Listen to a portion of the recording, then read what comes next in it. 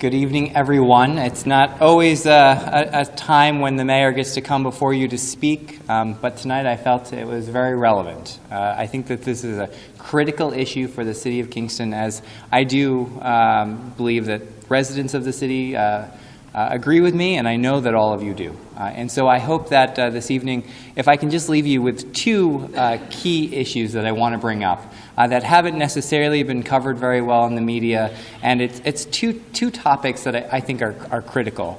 And clearly this evening you understand the first one. You called a special meeting tonight to deal with this issue because you recognize the fact that our agreement expires at the end of this month.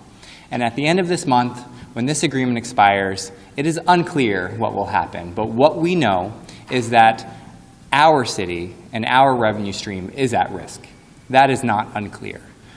We believe that when this sales tax agreement expires, a few things could happen. The county could recognize that it could change the sales tax distributions at that time.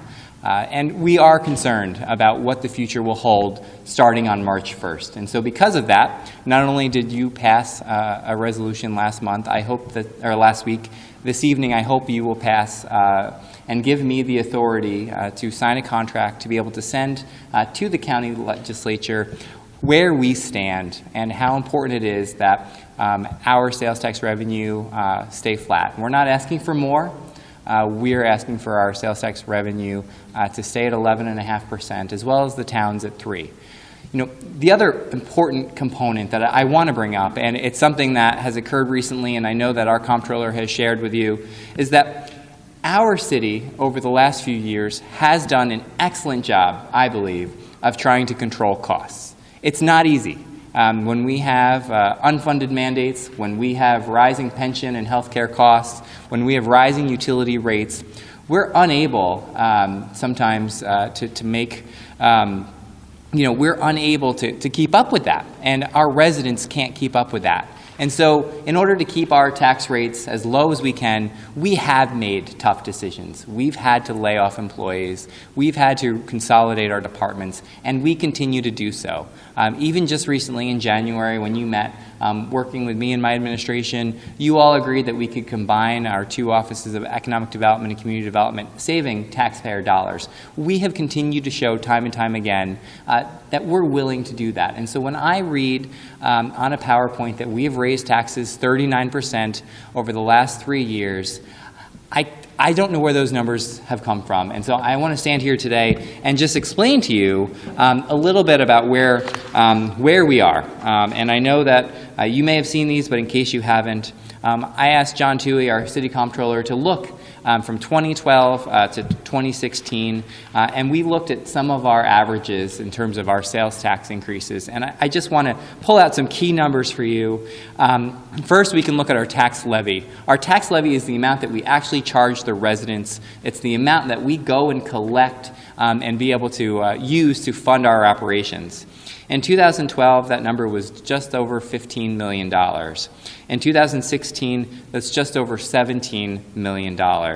And if you look at just the last 4 years, it's a 17% increase. It is not a 39% increase. I just want to be clear.